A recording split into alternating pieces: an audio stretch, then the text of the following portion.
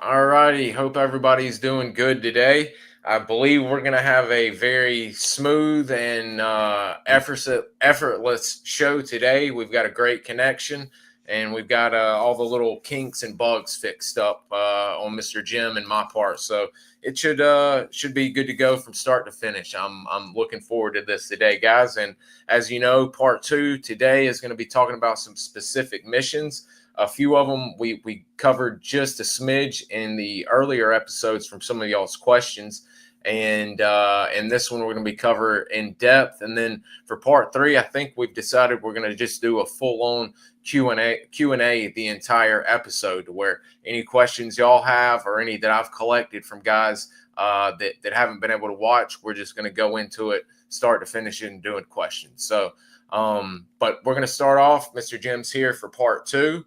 Hope y'all are ready to hear some great stuff, and I'm going to hand it over to Mr. Jim, and we're going to get started, I believe, talking about him on a wiretap mission that we'll find out is highly successful. And unfortunately, we've lost up through the history that's a part of SOG on who is 1-1 and presumably 1-2 might have been. But this is going to be in early the October, early of the month of 68. So I'm going to let Mr. Jim take over. Okay, well, there wasn't a 1-2. There was just the myself and Barry Knowles on the wiretap, and then the 4 Indige. The only thing that they supported me with, I had to move back out, and they supported me with the wiretap device. Mm-hmm.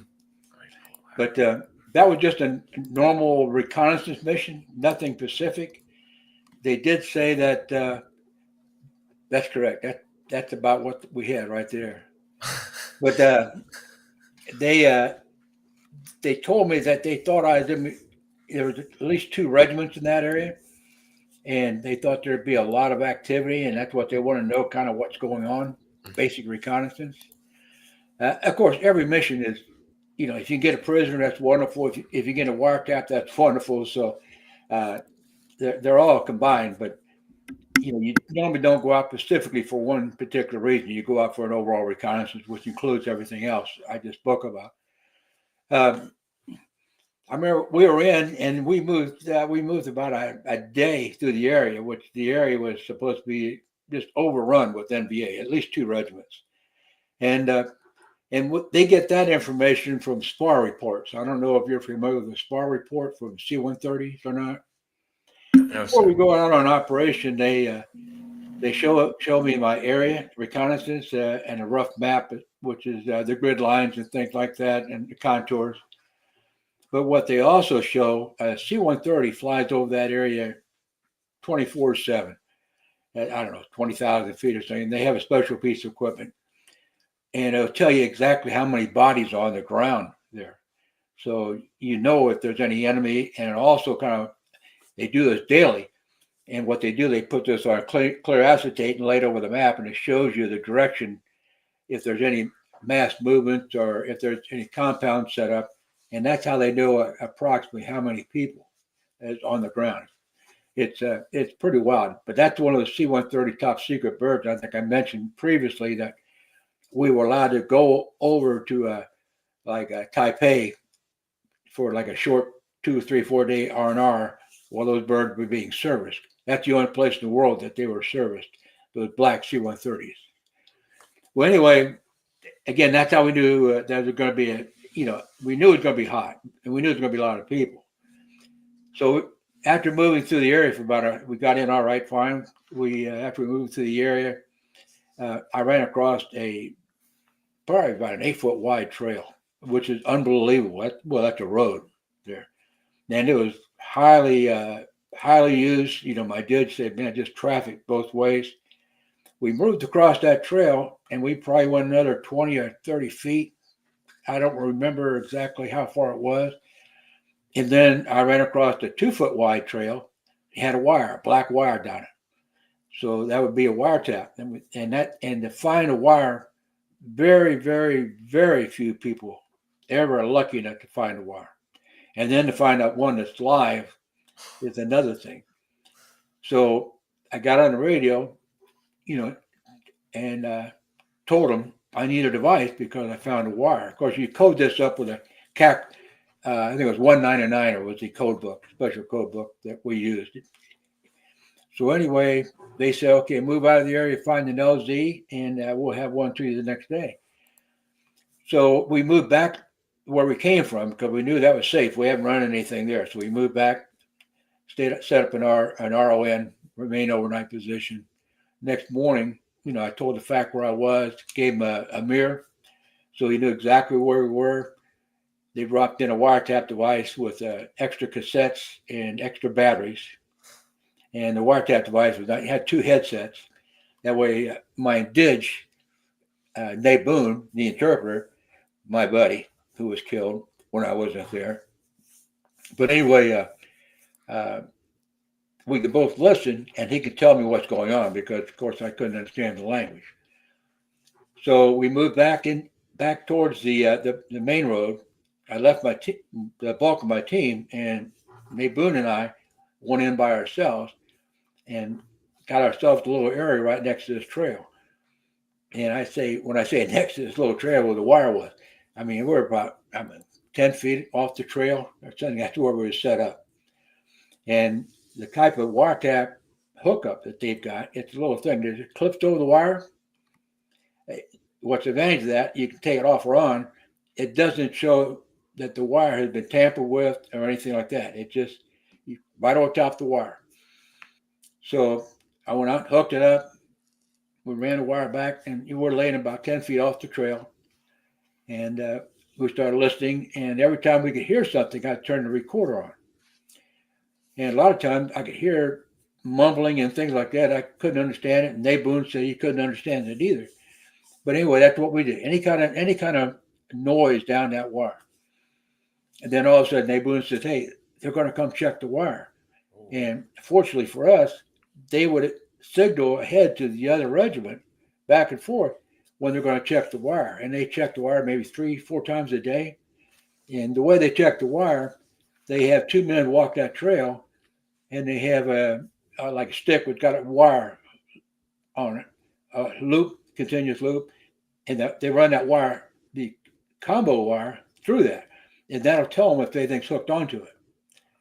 That was the idea of that, because in case they want to make sure they weren't being wiretapped. So when he told me they were coming, I would just crawl out of my stomach, unhook the tap, move back a couple feet. Once they walked by me, I'd just reach back out and hook it back up and go back to my position. And we did that for like 3 days. And that's kind of hairy. You just never know if the guy's going to get lucky and see you. But unfortunately, they always radioed ahead, back and forth, which way they're coming and if they were going to come, which was really nice. I'm really glad they did that, or we'd have been in big trouble. But anyway, we taped for like 3 days, and they said I should come back out, bring the device with me, and all the recordings and this and that. And I didn't know if we had anything good or not. So anyway, it went to Op 35, of course, down in Saigon, which is CIA. And they did they have special equipment down there. And what they found out, I didn't get any intelligence verbally talking, but the type of equipment that the NVA had, you couldn't turn it off. The mic was hot all the time.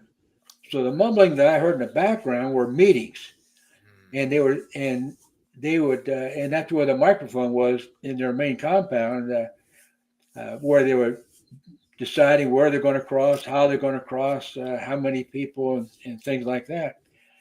And so I found out that they were able to decipher everything they were saying, and so they found out they were going to do a surprise attack, 2 regiments into a compound in South Vietnam, and it had been So what they did, then they called Pt.2 strikes on it at the exact time they're coming across, and I guess they wiped out thousands of enemy, and of course they stopped the attack. And I was told by Chief Auger that saved anywhere from 2,000 to 4,000 American lives minimum.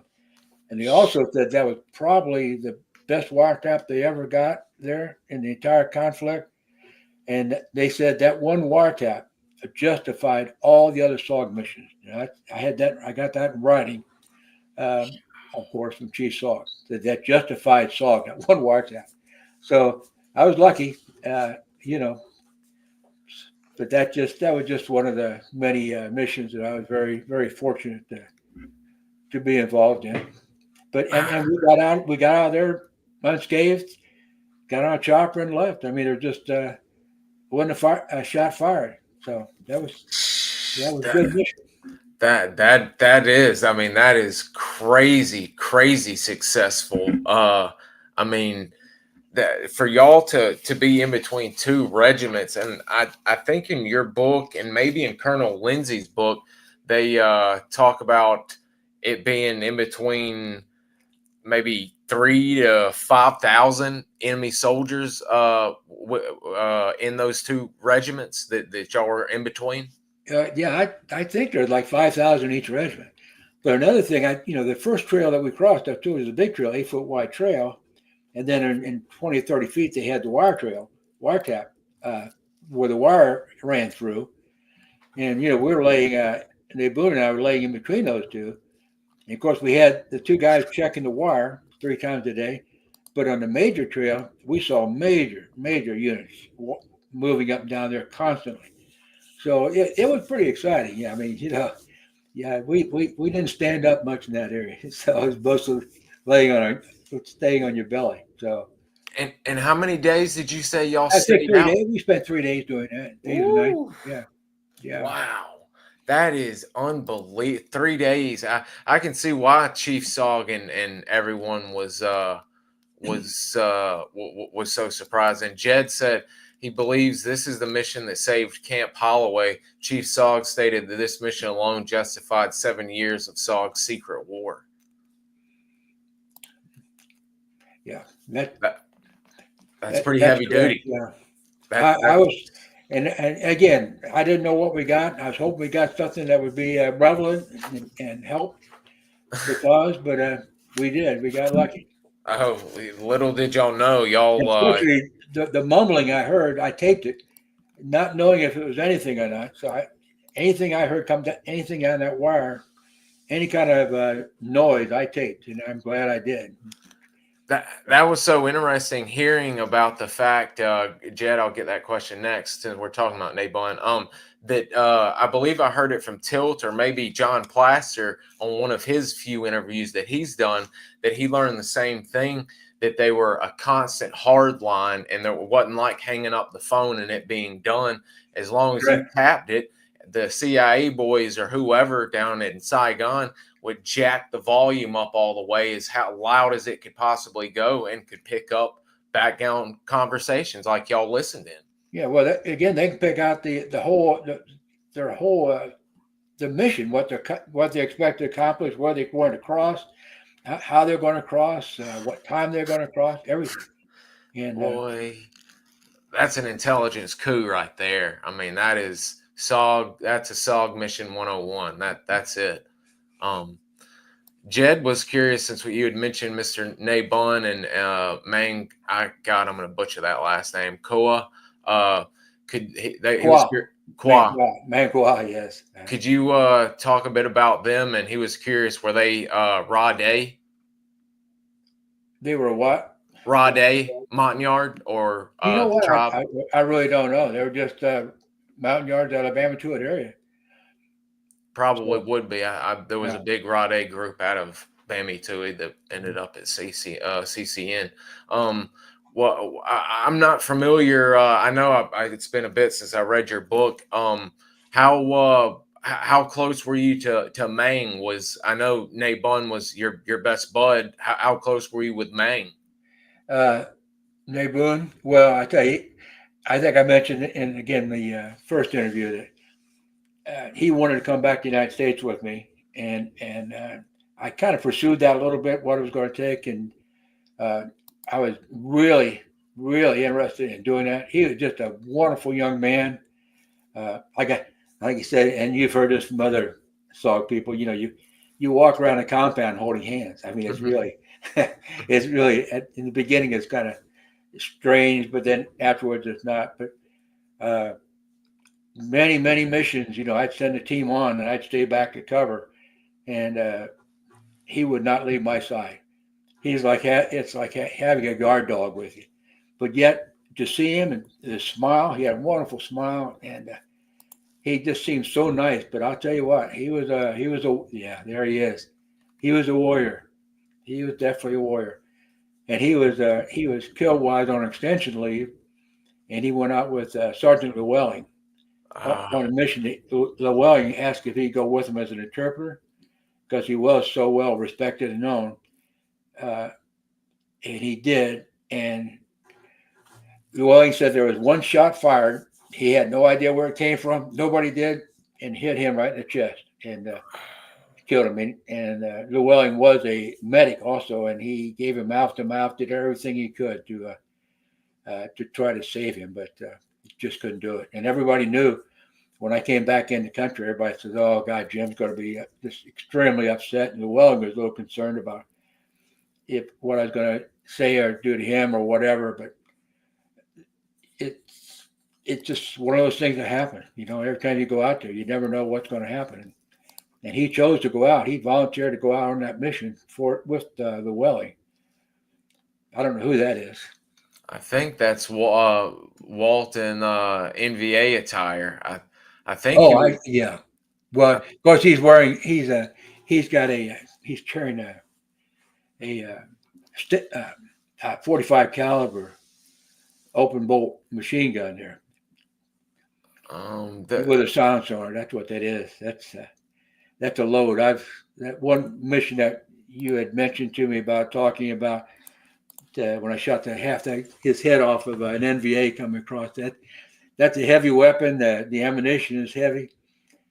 And then with the silencer, the disadvantage of the silencer, of course, no one hears the bullet leaving the weapon. But what you do hear is the bolt. The bolt makes so much noise slamming down. And of course, the disadvantage with not people hearing it, I've killed people with that weapon, and they look at me and they don't even get excited. But I've killed people with my CAR-15 with all tracers, and it scares the crap out of them. They take off running. They don't know what to do. But they kind of look at you when you shoot it because they don't really understand that that's a weapon they're going to get killed with. You know what I mean? Because they don't have the noise, I guess I should say, that you would have on a regular machine gun. That's what gets your attention in the jungle. So. Did you, before we go to the next mission, did you work with Mr. Llewellyn much? I saw where y'all. No, we're just friends. He was a hell of he's a great trooper. He was very sharp. Like I see, he was a medic also, and he was a 1-0. I mean, again, what happened to Nay Boon, he certainly didn't do anything wrong. There's no doubt in my mind. Not like he left him or anything. I mean, he wasn't that type of person. I mean, he again, another warrior. So, what are you going to say when someone gets killed on a mission or shot? I mean, it happens. It happened a lot to SOG people. I saw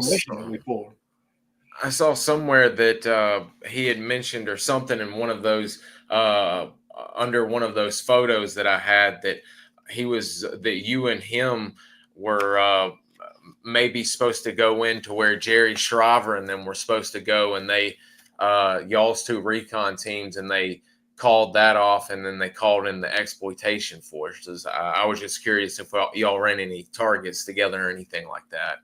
No, we really didn't. Did you? Gosh, that one, your third Purple Heart lines up towards the end of your tour. Did you have one already that you were ready to go into? Another mission, you mean? Yes, sir. Well, the one that you had mentioned to me about the other day, the prisoner snatch, and again, this would involve the I think it was an M1A1 45 caliber open bolt machine gun. That the one that you pictured there.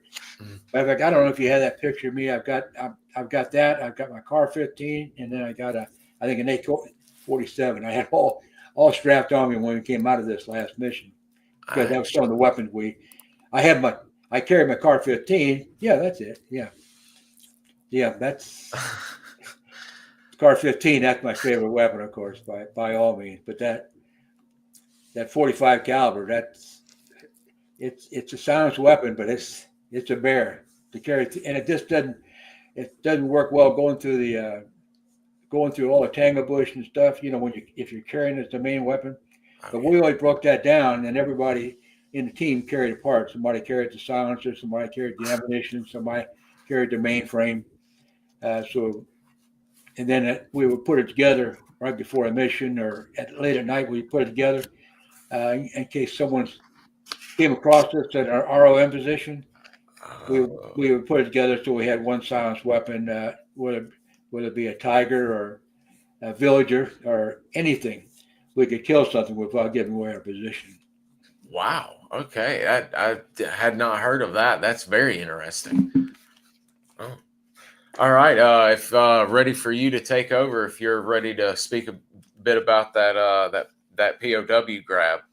Yeah. Now that's, again, like I said, most missions are just reconnaissance, but they entail everything. If you get a prisoner, that's great. If you get a wiretap, that's great.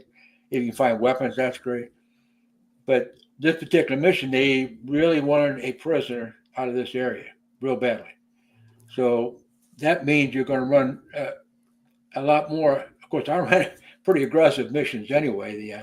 The 20th can verify that, and what Colonel Lindsay said about me in his book. And once the mission was over, I always liked to mix it up a little bit with the enemy. I always felt, I know that everything, the reconnaissance is important, doing the mission is important, but also what's important to me was killing the enemy. Every time I killed somebody, I always felt that might save one American life. But anyway, so we knew it was going to be an aggressive mission because you're on the attack more when you're doing a prisoner snatch. So anyway, when we went in, we were looking for a place. We were looking for a trail. It's got a lot of activity and everything, and we did. We found this trail. And I think I sent you a little graph or something, a little picture or something. It was like a U-shaped knoll, and the knoll was mostly a waist-deep grass. And you're showing there. And on the outskirts there, you see the outside ring. That was a prison. That's about maybe a 4-foot wide trail, highly active. So what I did, I put my indige about 10 meters down each side of that, on the outside of that ring there. And then Barry, Knowles, and Nay Boon, and the rest of the team was up there. And then I moved right down the center portion where it says, what did I say? I don't even remember what I said. 1-0. But I moved right down on the trail. I was actually almost sitting on the trail. But see, people coming either direction, they wouldn't be able to see me until the last minute. And that was the idea.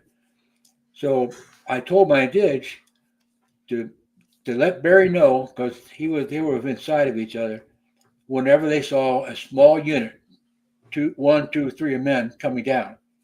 And I would move down in that open position, because once I got in that open position, it was too late. I was stuck down there.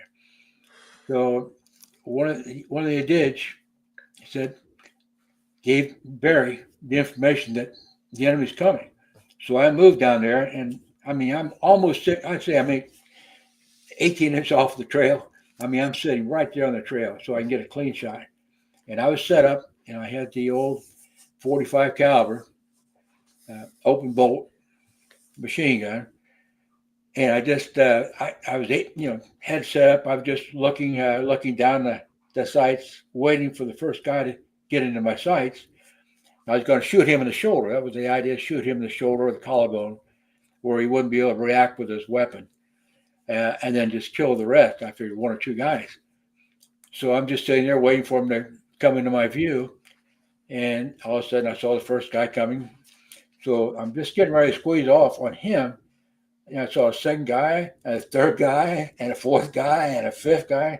I thought, how many damn guys? They weren't supposed to notify me when a squad or platoon was coming down there, just only when it's a small 1, 2, or 3 men. So anyway, I got back. So then I had to I resighted again for the first guy, hopefully get him. And when I shot him, again, I shot him real quick, and I missed the shoulder, but I hit him in the side of the head, blew the side of his head off. but then we opened fire on the rest of them. And when I stood up and opened fire, then the rest of the team joined me, and we wiped out, I don't know, about 12, 14 of them, something like that. They were running away from us in the opposite direction into the jungle. But the guy that I shot, I was hoping that he would be able to live, but his side of his head was gone. He was pretty well done. I would no sense carrying him out. But we took all the paperwork and everything we could off of him, and took pictures of him real quick, and I took his ID and any pictures he had, any kind of intel, hard intel, and of course his weapon. And then we brought back some other weapons that the MVA dropped as they were running away. But that's pretty much the way that mission went. And then we went to an LZ and got out unscathed again. We were lucky. I don't know if that was a point element for a platoon or a larger unit, or just a unit just moving on down into the area. But anyway, I don't know what kind of intelligence. They never even told us what kind of intelligence they got off of it, but they did say they got some good intelligence off the individual. But that's pretty much that mission. So, wow, that was my first question was, other than those initial guys you killed, and of course the prisoner that got killed, no one rushed up. Y'all literally got out of there with no other shots fired. I mean, that clean out of there. Again, the whole team we went into immediate action drill that we practiced all the time back at base camp, and we just unloaded on them, and like I say, they were so overwhelmed they just took off running. There was maybe a few shots fired, but not very many, and they were screaming and I never will forget, they were screaming as they took off running.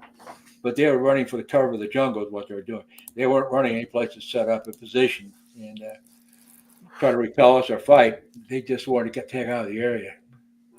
Holy cow! That's and that's amazing. I've kind of heard that of guys trying to or doing their best to find a great location to where the trail either has a slight bend or the foliage hangs over a little bit that obscures the view. But you having both sides of the trail like that, I imagine that was quite hair raising. I can't imagine that. Well, it was a perfect position for us. But again, if the indig, if he shouldn't have signaled me that it was a 1, 2, or 3 men coming down that trail. I think he just overreacted, and but again, we got out there and we actually went back to our old LZ that we came in on, and because we knew there was nothing in between us and where that LZ was, so we went back and got out the same LZ. Holy cow! And I'm trying to see, was this was let me check my notes. Someone was asking if this was the June 28th, but I think this was the 7/17/68. Jim Bolen with Barry Knowles. Yeah, July 17th mission. If my notes are correct, at least. Yeah, 17 July 68. That's correct. Wow. Like I say, these dates, I'd have to do some research on all these dates because there's been so many, 40-some missions, and yeah.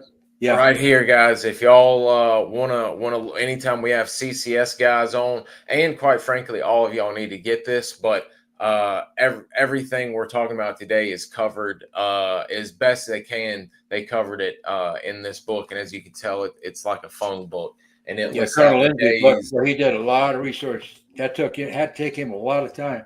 Again, I wrote my book in 30 days just off of memory. And fortunately, I had my awards and things, and paperwork, and that secret combo letters from Chief SOG and stuff like that to put in to verify what I was saying is basically true. So, but nobody could believe I wrote that book. That's great. I mean, your memory was still sharp as a tack. I mean, to that's do all that in 30 days is. People have been trying to get me for years to write a book. For years, because of all my escapades, not just my military, but stuff other stuff, some pretty hairy stuff. Matter of fact, a lot of stuff I couldn't even put in there because I wouldn't be safe. My family wouldn't be safe. I mean, but anyway, I just decided to write it what I could remember because at that age, my memory was starting to fail anyway. I wanted something for my grandkids to get an idea of what I did. And that was before these podcasts and things. These podcasts are nice. This is something for my family in the future to listen to me talk about some of the things I did. So. Yeah, and hopefully we were talking offline of trying to find a way to try and get the book or a digital copy out, and we're still trying to work on that because I know some of you guys actually bought a copy last episode and let me know y'all actually found a few pricey but found some, but hopefully we might can work something out and get it back out because it is a wonderful source, not only for your history, but for CCS history. We're jumping around, but let me check my notes here on where we were next with, we were next with, was that 623, 630 with you and Mr. Barry? I think that's when y'all found that cache site. The weapons cache? Yes, sir. Did we cover that the whole time? I can't remember if we covered that in full or not. I don't think we did. Okay, I know we briefly talked about it. Let's cover that if you don't mind. I'd love to hear y'all stumbling up on that bad boy. Well, again, that was basically a wiretap. I'm sorry, regular reconnaissance mission, and we got our LZ. We pick our LZ. We fly out with a FAC, pick our LZs a week or two before the mission, of course. But we got in safely, no problem. We weren't spotted, and our LZ. Once we got off the LZ, we went into like an incline, about a 30-degree incline. Pretty steep. It went down into a big gully, and then that leveled off. And we're going through there, and what's the funny thing about that, we're walking in our normal formation, and I stopped Manquois, my point man, and I said, "Hey, look at this," and I couldn't believe that he missed it. But every third tree or so was cut off at the ground level. You just saw a stump, about like this, right at ground level, was cut off. And and I can't believe that he didn't spot that and didn't think of it. Maybe, I don't know. But that told me, and that was all the way through, that as far as we could see. And I told him, I said, they built something here. Something was being built here. And of course, they cut every other tree off, so it's not noticeable when you're flying overhead. So at that time, we started paying a little more attention to what we're doing, being more careful. And sure enough, we came into an area that was open. When I say open, this is where they really do a good job carving the clearing. They pull trees together and stuff, so it's not spotted from the air. And we saw 2 or 3 big, nice buildings, long huts, and a big open area, huge trail. And then one building didn't have any sides on it, and it was like 2 levels, and there was no sides. And we could see from our point where we were, there was weapons in there, all kinds of weapons just laying in there. I mean, everything. Rocket launchers, machine guns, everything. Unbelievable. It would probably outfit 500 men. I don't know. But and again, we stayed off that area. We stayed back in the jungle for a while. We sat there for about an hour because I wanted to make sure there wasn't anybody around or anybody moving. I just couldn't believe that thing was just sitting there in the jungle, and nobody was guarding it, monitoring it, or anything. So we went across. I took pictures with my Pen.2 camera, and I'd like to have those pictures. Somebody said there are probably ways to get them. But I took pictures all the way around, and then the supporting building, which was right next to it, maybe 10 feet away from it, there was a building like almost attached to it, but it was enclosed, more like a home type deal or something like that. We moved past it, and one thing I did, there was a box underneath this open area. There was a box, I don't know, 2 foot by 2 foot. And I didn't know what was in that box, but it was actually like a corrugated type box. And I thought, well, if we don't come back to this, I just want to make sure that they know that somebody was here. And I made a little hole underneath the box, into the box, lifted the box up, put a grenade in there, pulled the pin out, to let the box come down on the grenade. So anybody that picked that box up, the grenade would go off. So I thought, well, at least I can do it is piss them off a little bit in case I don't get to come back here. We moved on, got on the radio, told them what I found, and asked them if they would be willing to support me with another team and explosives and det cord and everything I would need to destroy it. And they said they would. And then so they sent in another team, 2 Americans and 4 indigenous, 60 pounds of C4, a ton of det cord, of course, the detonators, wire, everything I would need. And again, we moved for a whole day out of that area. So the first thought that the people back at base camp thought, well, I probably won't get lucky enough to find my way back to that camp or to that compound. But I was extremely good in the jungle with reading those old French maps with the contour wires, lines. I just really good in the jungle. So anyway, that night we set everything up. We pre-made all the wires, the det cord, blasting caps, the C4, put the holes in the C4 for the blasting caps, and we attached, and everybody took a piece of that. And of course, that when you put it together like that, that makes it pretty dangerous to move with, because one cap goes off, then everything goes off, obviously. But that's the way we did it. We moved back into that area. Spent a day to move back to, and I came right on the camp, dead center, and I called the FAC, said, we're here, we're getting ready to go in and put the explosives in place.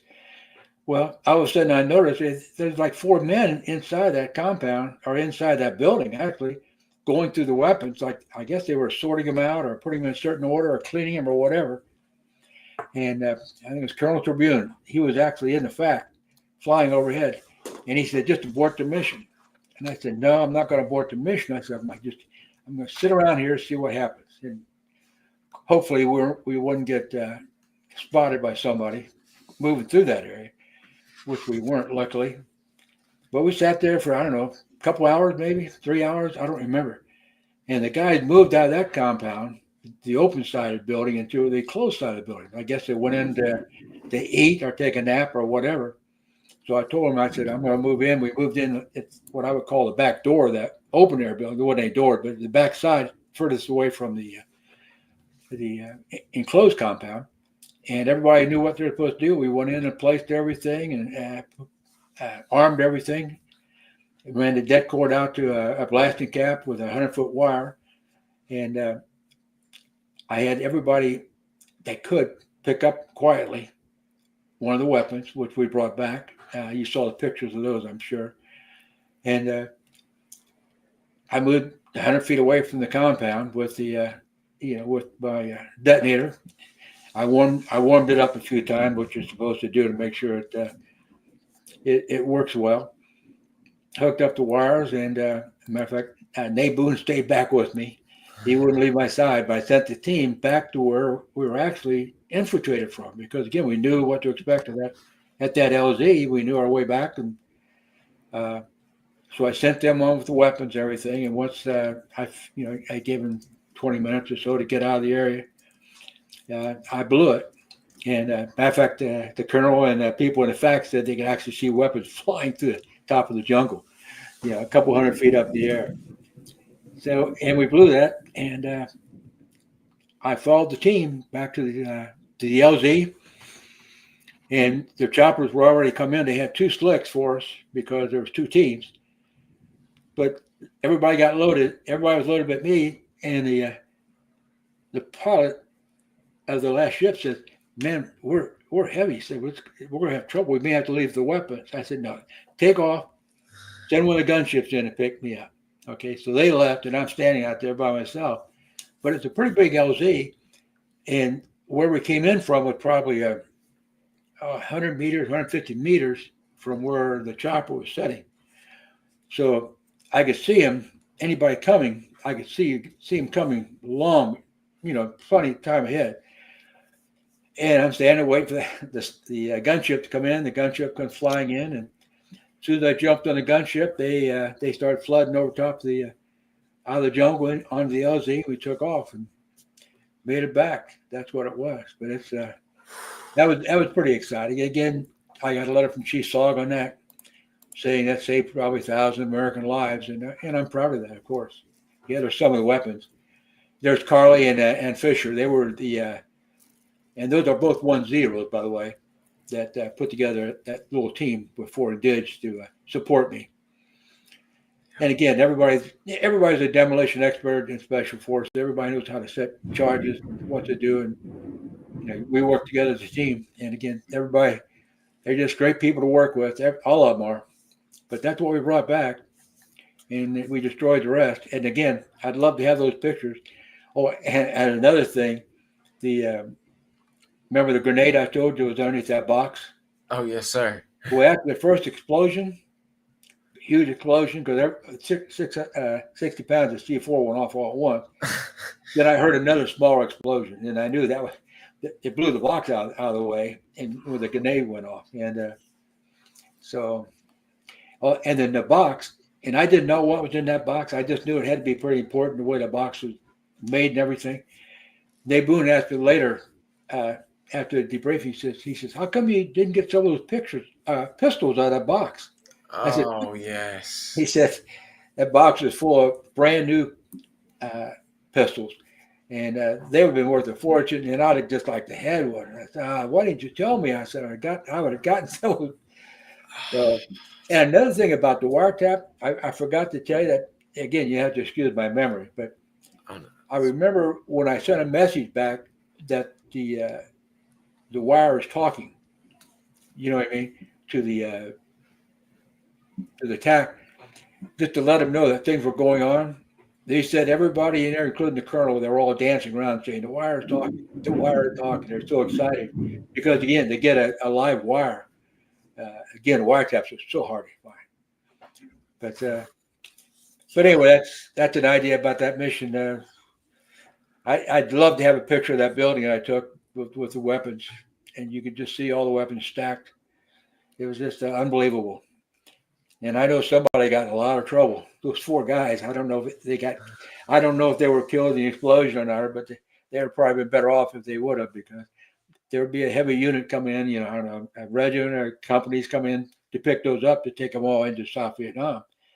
So again, I feel good that, saved American lives. So that's the way I look at it.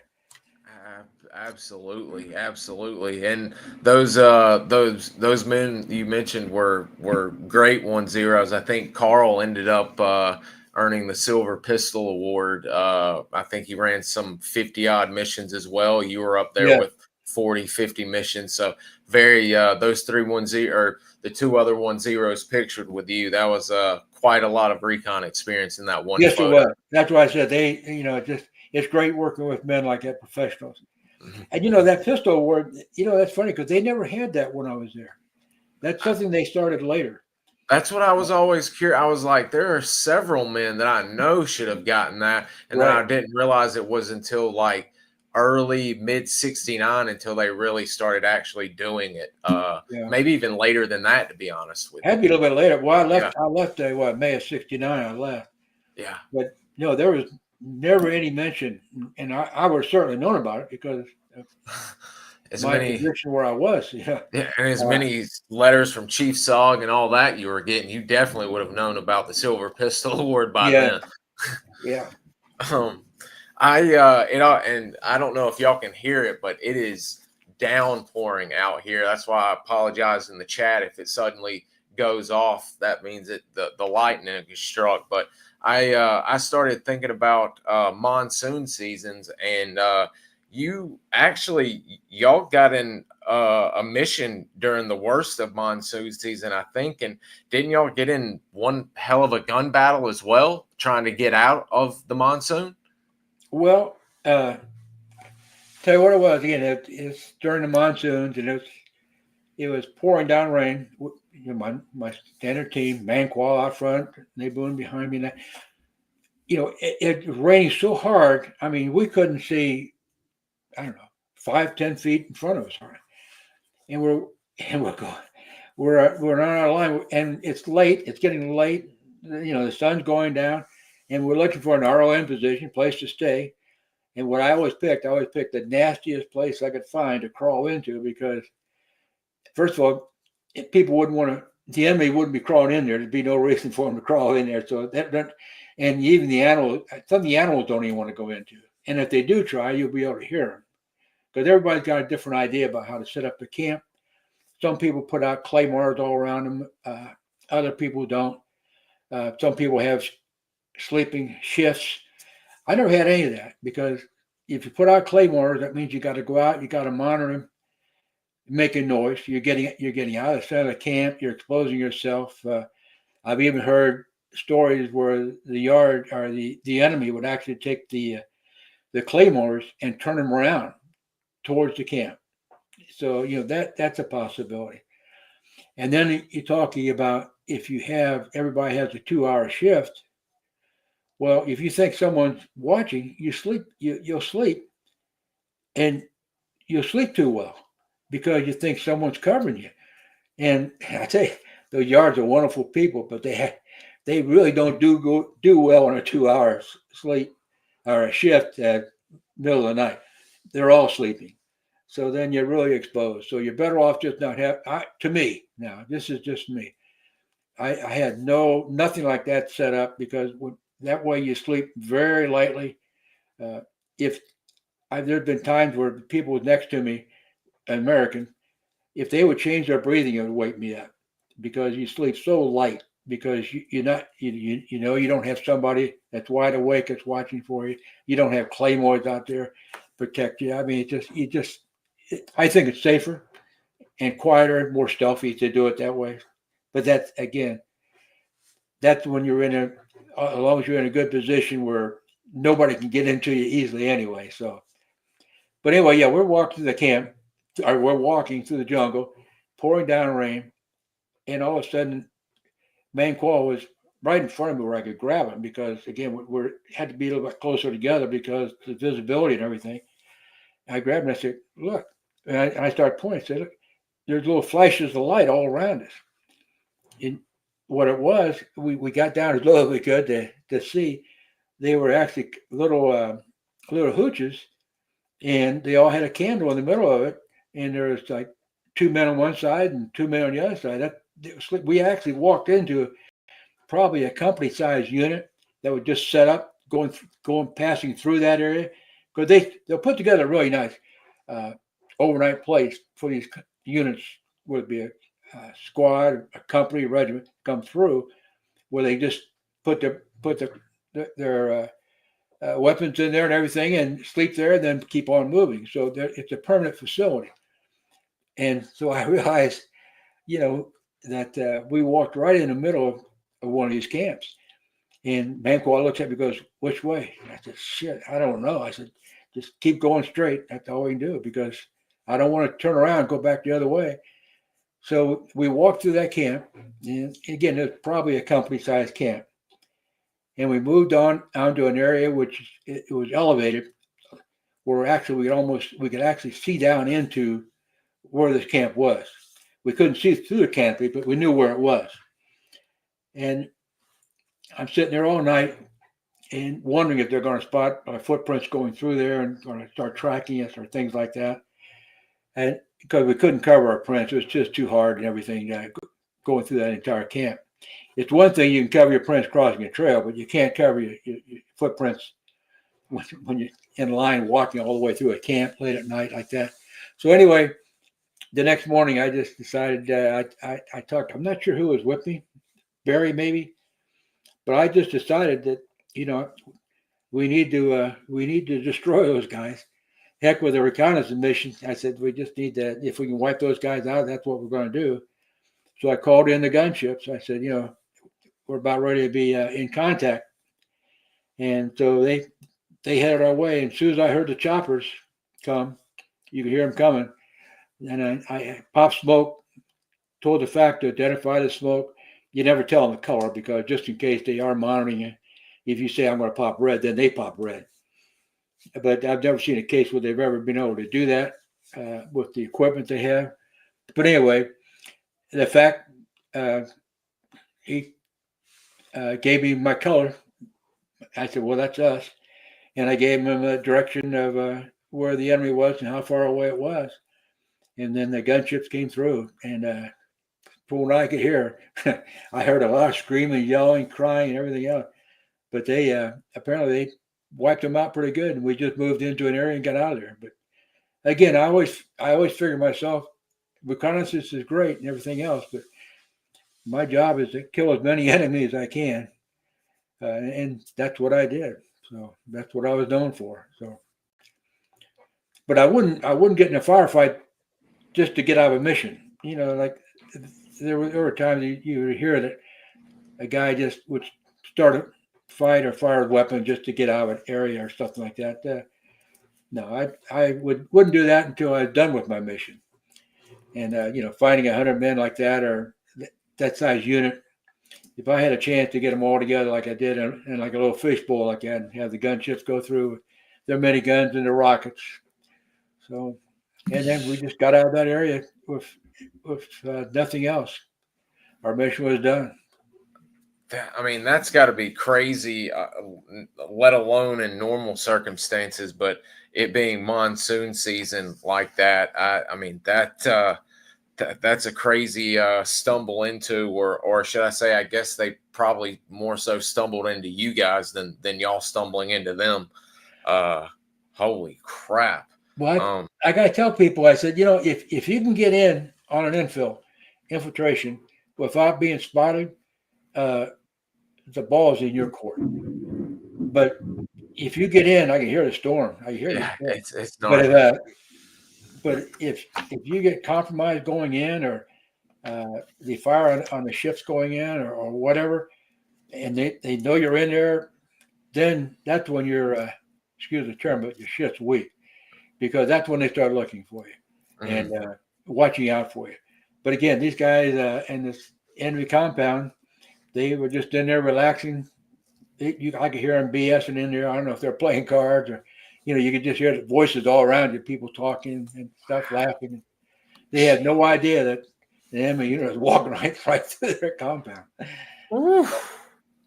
I mean, that's crazy. Y'all walking in and literally catching them like that, and they're just carrying on like not a problem in the world. I mean, that's testament to y'all snooping and pooping skills also, I would suppose. A lot of snooping, but there wasn't any pooping, I tell you. We are coming up on the hour mark, and we've got a good set of questions in, and I thought maybe and some of the viewers have saved up for part 3 some of their questions, which is going to be excellent. But I thought an interesting one to close out the mission part, the mission aspect of this side of the show, and then we'll close out with questions, would be your third Purple Heart operation in January of '69. It seems like that was quite the operation to get your third Purple Heart on. Well, that again was that was an operation strictly to get a POW. Oof. Again, that's one where they, and so you know that's going to be a hairy mission to get it. It's hard to get a POW. People don't realize that, but it's extremely hard to get a POW. Well, anyway, again, we were infiltrated into an area that's supposed to be extremely hot, and I remember our first night. The first day was nothing. We're just moving through the jungle, and then at that night, we could hear trucks driving pretty close to us, just all night long, trucks driving. Well, that's when they come down at night. That's when they do most of their heavy stuff, bring their equipment and large troop numbers and everything. So we knew that in front of us that there was going to be something big that we're going to come across. So, and of course, you radio back and you tell them that, and you tell them the next day. So anyway, we moved to, we kept moving, and we found a trail. Well, it was the road. I'm sorry, not it was an actual road, maybe 12-foot wide, something hard packed road, and of course, tire tracks back and forth and everything. And we could see. Manqual told me most of the foot movement was a certain direction, so we started moving that direction. All right, and we could hear some people right in front of us. So I moved up by myself to where hopefully I could see him or possibly, again, wound somebody and get a prisoner. And again, we hope that this is just a small unit, like 3 men at the tail unit for a larger unit. And again, you don't know how large the larger unit is either. So I'm creeping up on these guys, and I got pretty close, and all of a sudden, bang, out of nowhere, one of the guys spotted me, and he shot me. And actually, I thought he shot me in the chest because that's where the pain was, right here by the chest. I thought, God damn, And he actually kind of spun me around. I fell on my face, the initial impact. But of course, again, I have my weapon in my hand. You never drop. And of course, it's hooked onto a jungle sling over your shoulder, so you never lose your weapon and everything. But anyway, as soon as I pushed myself up off my face, I saw the guy coming towards me. Well, I killed him, and then a few other guys ran. I killed them, and of course, at that time, the entire team moved up behind me for support, and everybody unloaded. And this time, I actually took in another American. They wanted to get some experience on another American, and I would take in people quite often that want to get more experience and things like that. But anyway, we got in a hell of a firefight with them, and the road, right where we were, the road was pretty straight. Right down through the jungle was pretty straight. So I told him, I said, just go ahead, get everybody down there as quick as they could. And we also carried morphine. I always had in the butt of my car 15, like 6 vials, little individual shots. And I gave myself a quick shot. Well, that's when I realized, of course, I was shot in the arm, not in the chest, by the way. But my weapon was smoking, blood up in my face because running down my arm, my weapon was so hot, it was just smoking off. And as a matter of fact, later on when I got back, I couldn't get that. It was caked on it. I couldn't get it off my weapon.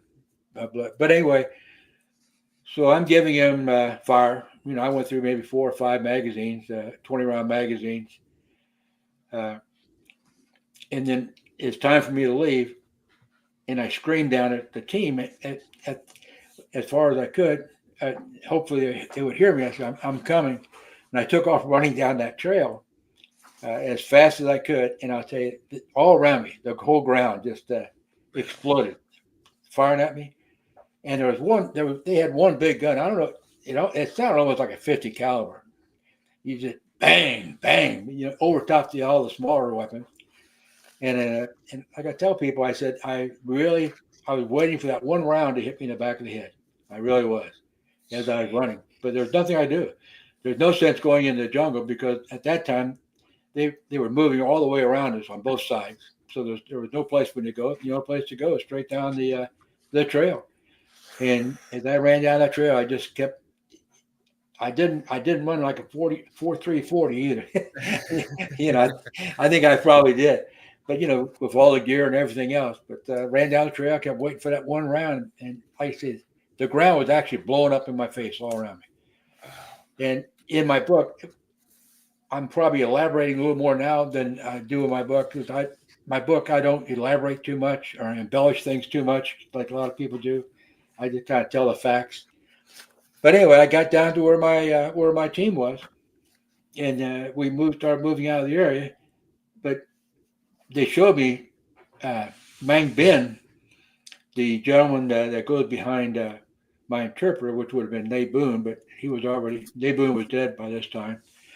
But he had taken a round right underneath his, right here, came out the top of his hand. And man, it was you talk about ugly. It looked like cooked fat on both sides. So I gave him a shot of morphine, and I took another shot for myself. He told me that the other American is the one who did it. The one behind him. I guess he kind of panicked and was shooting kind of crazy. That's what he says. So I don't know if it's true or not. That was the inexperienced American that we took in. But anyway, it took us hours to get out of there. And of course, when you got that morphine in, you're not too concerned. But they got us out in 3-4 hours later, and then they took me to Pleiku, dropped me off to the hospital there at Pleiku. And they took Nay Boon to a ditch hospital someplace. But and the thing is, the doctor took me in.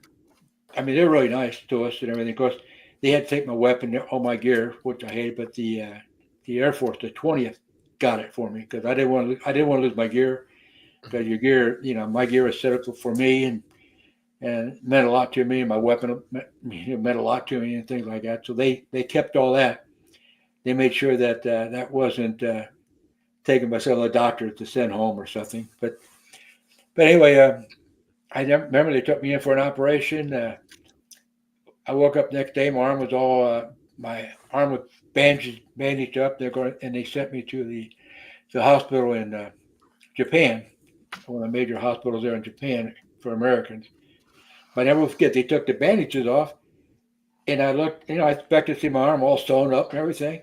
Well, hell, it's a big hole in my arm, and they had like a rubber tube going through it that's got holes in it.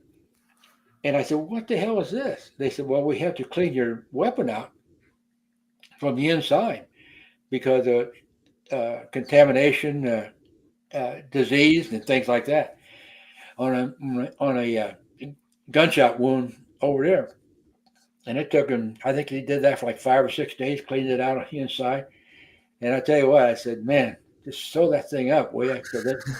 It was my bed when they were done, my bed was soaking wet, me sweaty. Yeah.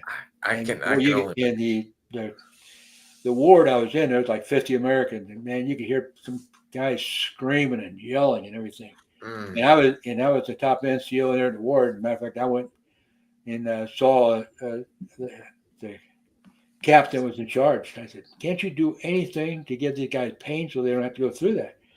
And they said, no, because they don't want to get you addicted to that kind of stuff. Jeez. But I said, listen, whenever you want to sew it up, I said, don't even knock me out. Just go ahead and sew it up. Just get that tube out of there and sew up my arm. So. And that was pretty much with the third Purple Heart. That was pretty much it in Vietnam for you, wasn't it? Well, yeah, I came back and I only had 3 or 4 weeks or something left.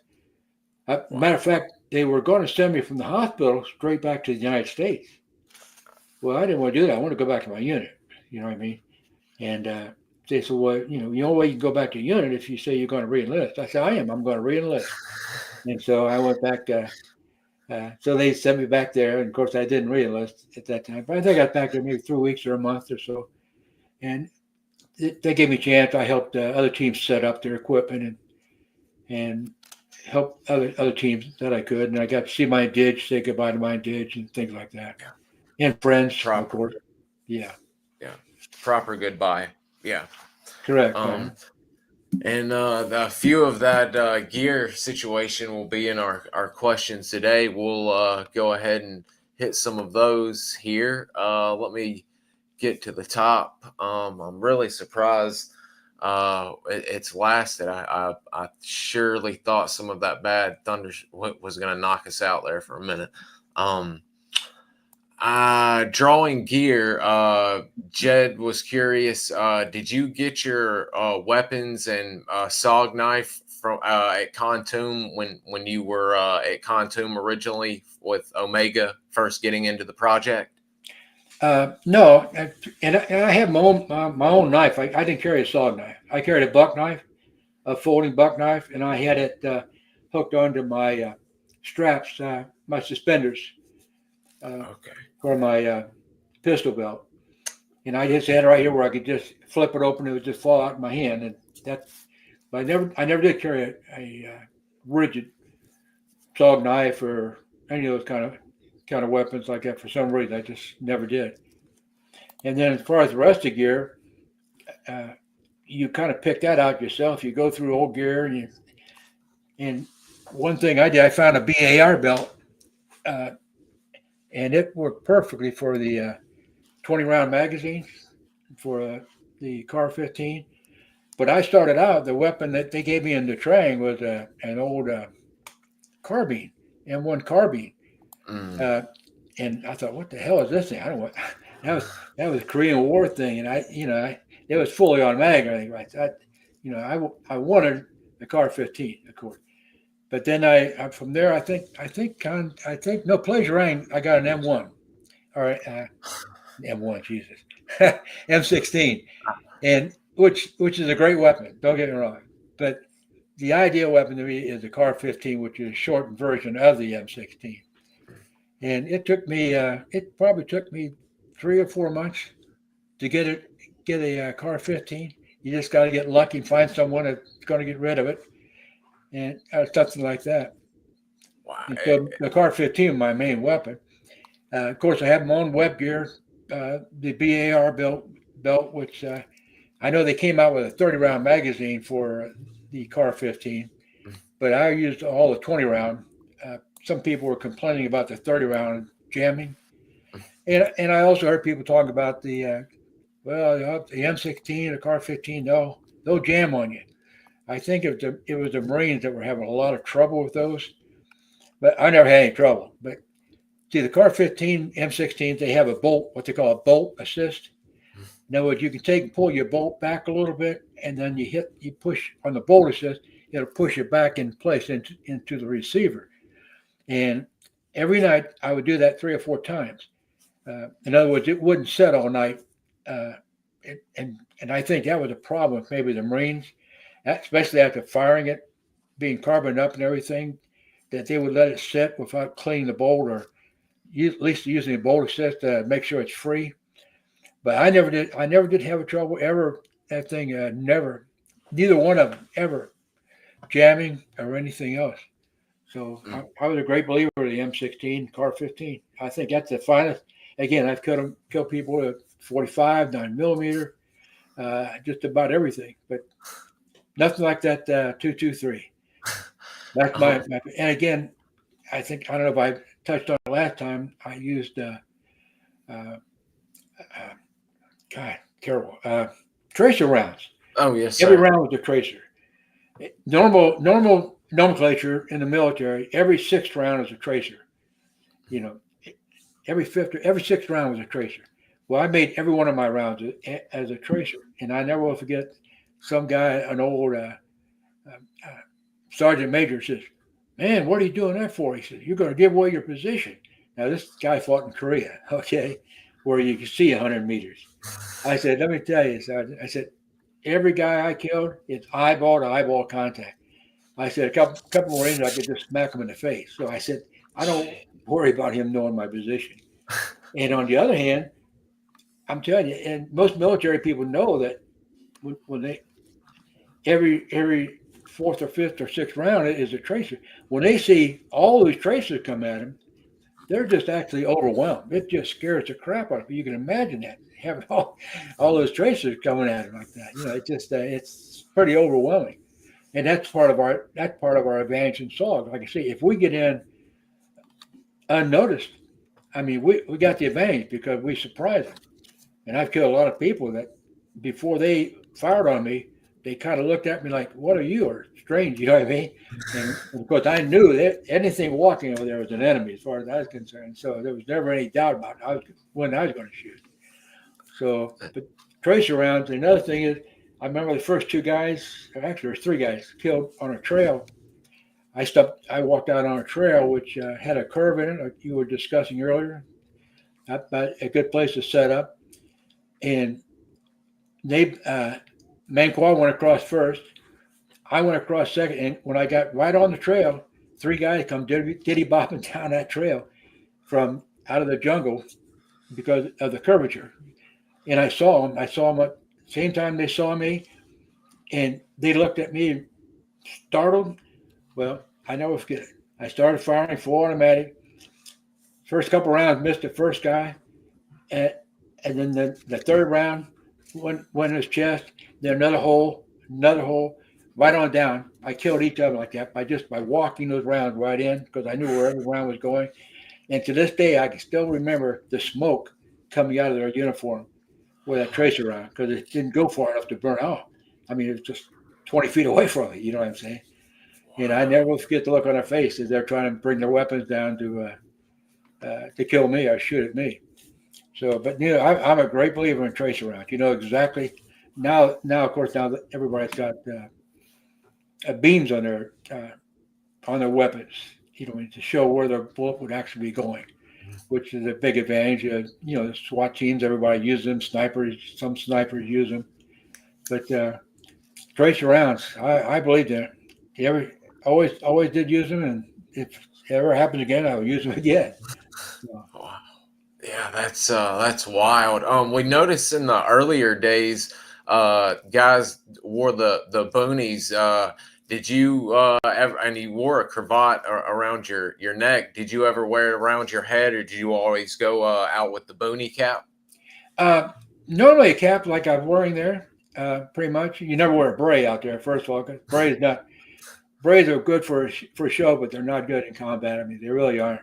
You get it hot, and they don't afford protection. Whereas this helps me like on insects when you go under a tree or something.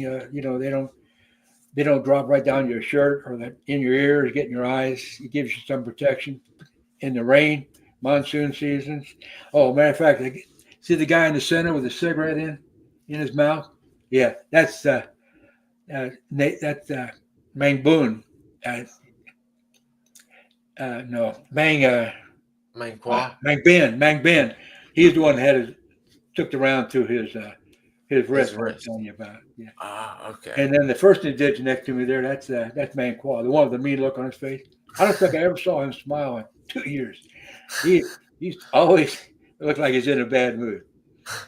So, and then that's Sergeant Rouse behind me. Yeah, that's the American. Did you have a call sign? We've seen some of the other guys had call signs or nicknames or what have you. Did you have I never did. No.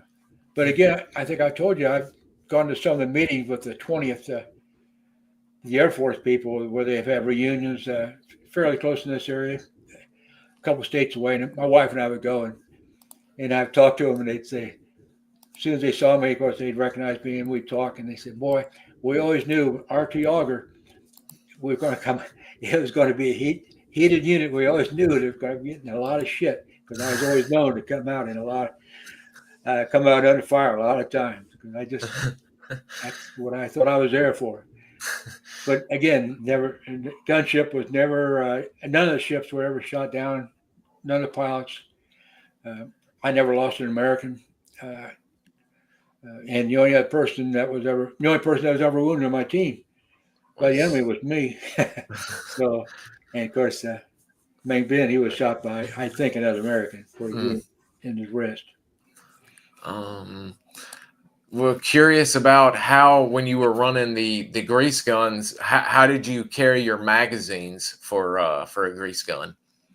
Well, the grease gun magazines are, I don't know, foot long, something like that, and they weigh a ton. Normally, like I told you, we just use that weapon for setting up at night for in case a villager or an animal or an enemy come upon you. Well, you use that to kill them, and that way you're not giving away your position. So you don't really carry a lot of that. Now they make a pouch, a long pouch, which for that magazine. But yeah, I never carried it as a primary weapon.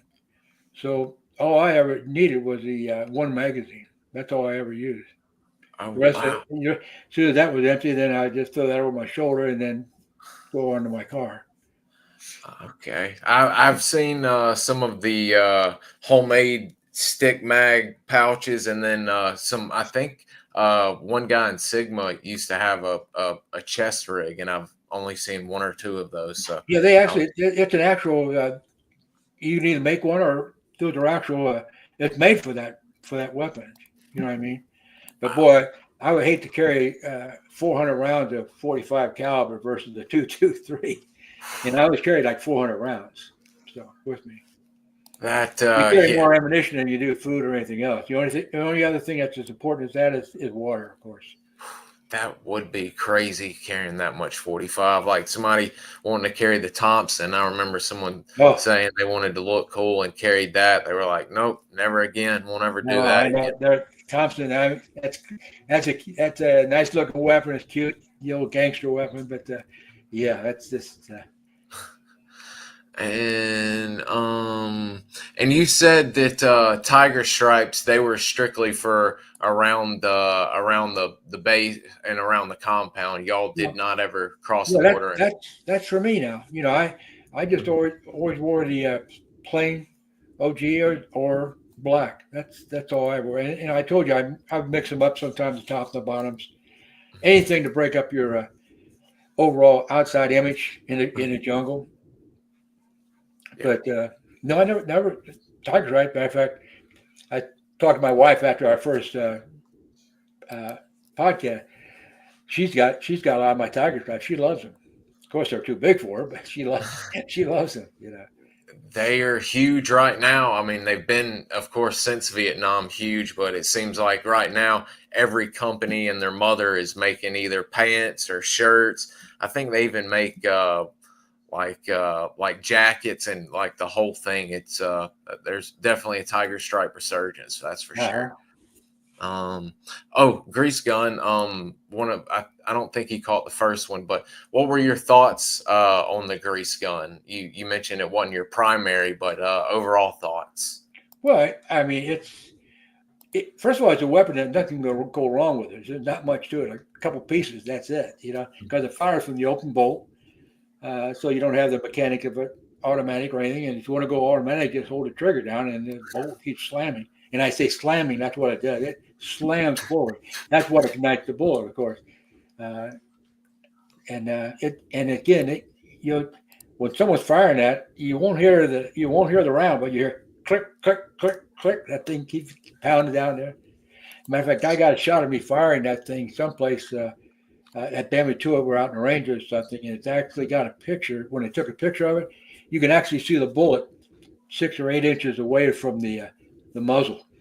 That's how slow that thing the bullet moves. I mean, but that's a 45. But on the other hand, when it hits somebody, they know it too. It's knocked them on their butt. Or sometimes the 223 would just go right through the people. Wow, that is crazy. Always enjoy hearing about the weapons you guys use and all of that. Webbing. How did you set up the webbing for grease guns, and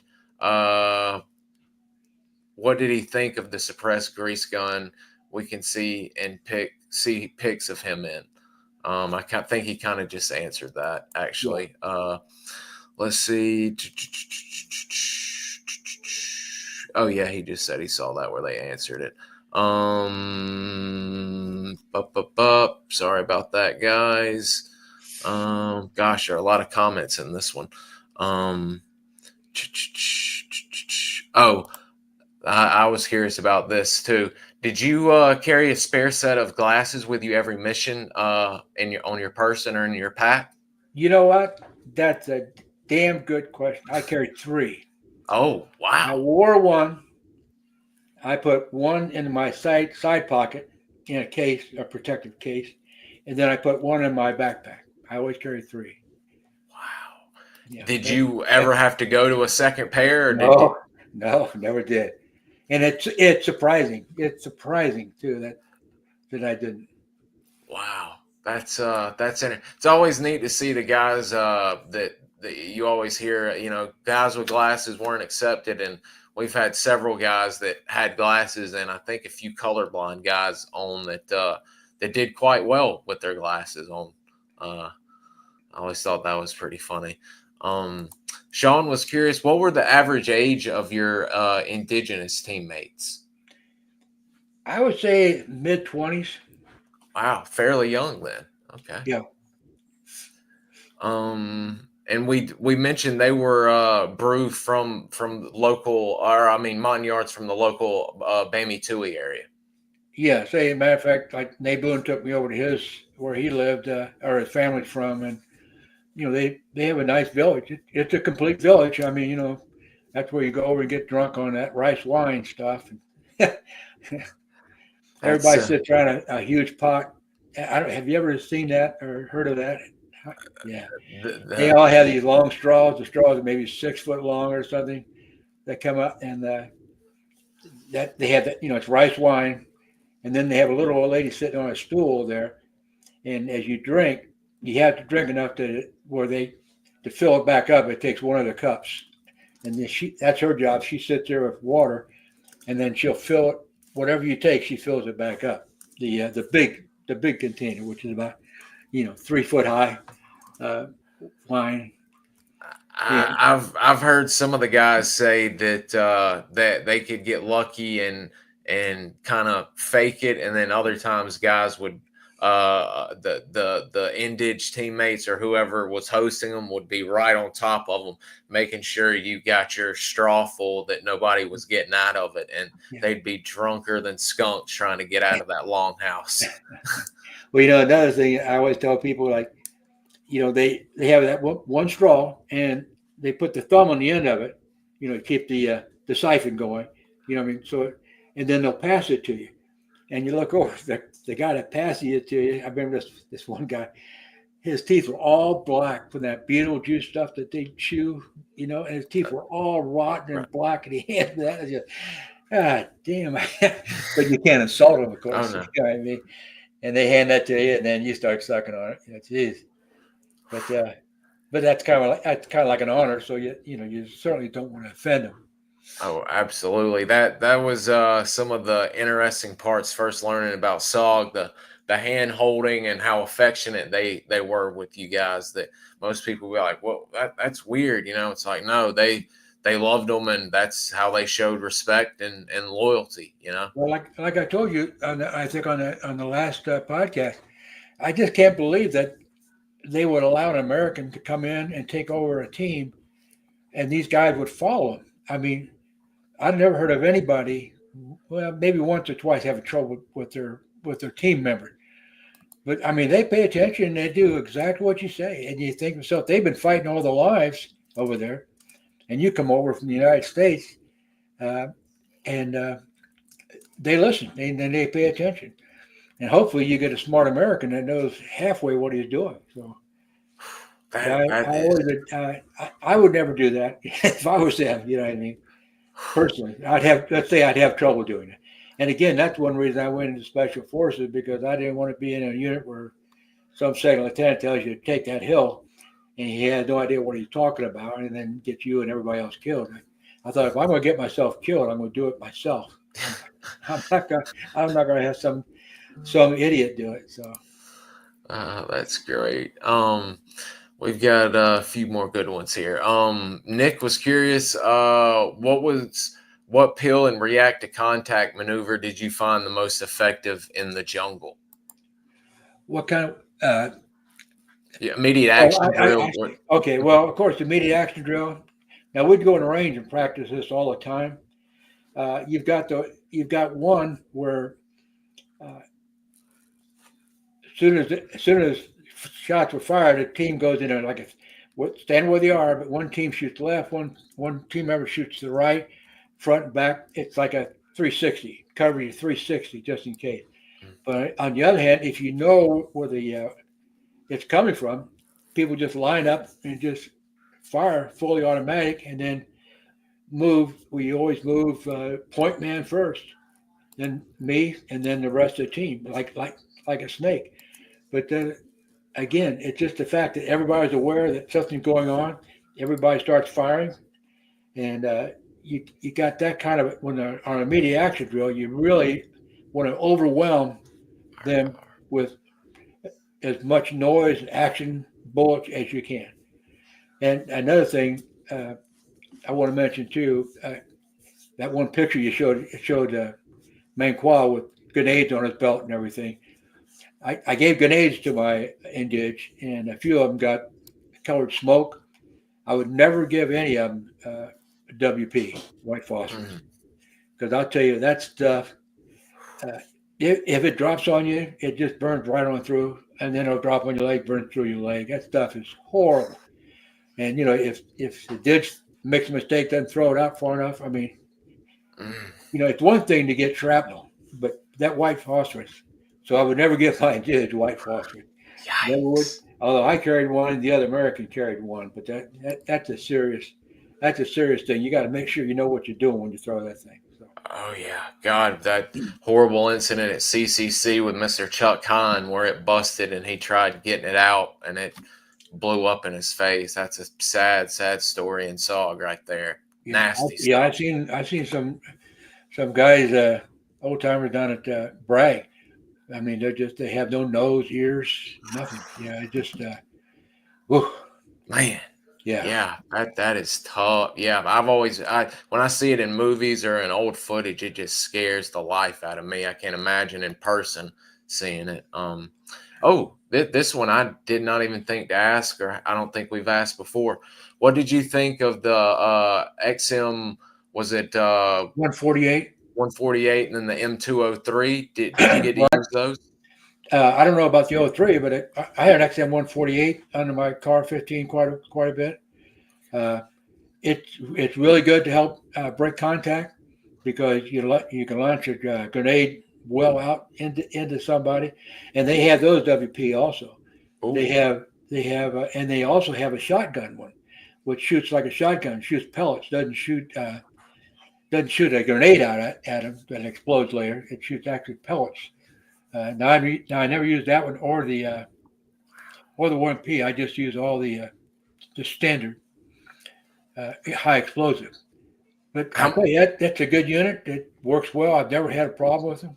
But again, you're carrying a little more weight, and of course the ammunition, the grenades are kind of heavy too. How many? The next question followed just that. How many 40 millimeters would you carry when you had the under 6 or 8? Wow, that's all. If you needed more, then you're in deep shit. But that's a nice. It's a really nice thing to have. I mean, so I used it probably on the last year I was there, half my missions at least. Wow. And with that, would you still have some of the endage carrying the old school chopped down M79, or would you try and get them under barrel as long as never? I don't think I ever carried an M79. Wow. On any of my missions, none of them. Wow. It's just too limited. I mean, it works great, but it's too limited. And again, it's not an automatic fire. You have to, you have to reload it every time and everything. Wow. Now I know they have those M79 that's got a barrel on it. It's kind of like an automatic fire, but we never had anything like that. Wow. Okay. It looks like we are closing out on part 2 here today. Do you have anything you'd like to say as we're starting to get shut down, and we'll have to end up getting together about scheduling part 3? But is there anything you'd like to say before we shut down for the day? No, not really. Again, I really appreciate what you're doing for SOG. I appreciate the questions that these your followers are sending in. It's nice to hear what people their questions. Most of them are really good questions. Also, the old saying there's no such thing as a bad question. So, but I like answering the questions for people. We're gonna. I've already seen several guys say we're gonna have some. They've got a great deal of questions for part 3 since it's going to be a full-on Q&A. I did have one more since Ludwig doesn't get to watch all the time. Okay. He had one last little question. Where did you carry your 40 millimeter rounds since you weren't carrying all that many and didn't need a vest? In one of my pockets on my, I have like a couple in one of the pouches. Sometimes I use a canteen holder, the canvas. Mhm. I put them in there, and sometimes I would just carry a couple, and then I'd give a couple to like Nay Boon or whoever behind me too. Excellent. On a weapon like that, you share some of the weight. Wow, that's perfect. I'm definitely going to be looking forward to part 3 because I've saved some, and some of the questions I wanted to save specifically for a good bit of time to talk to, because I think we're going to get some good stuff out of part 3. But guys, y'all just keep y'all's eyes peeled. I'll speak with Mr. Jim offline, and we'll get a day together for the part 3 full Q&A session, and we'll hopefully have a good time doing that. So keep your eyes peeled. And Mr. Jim, thank you greatly for joining us, Hey, sir. thank you.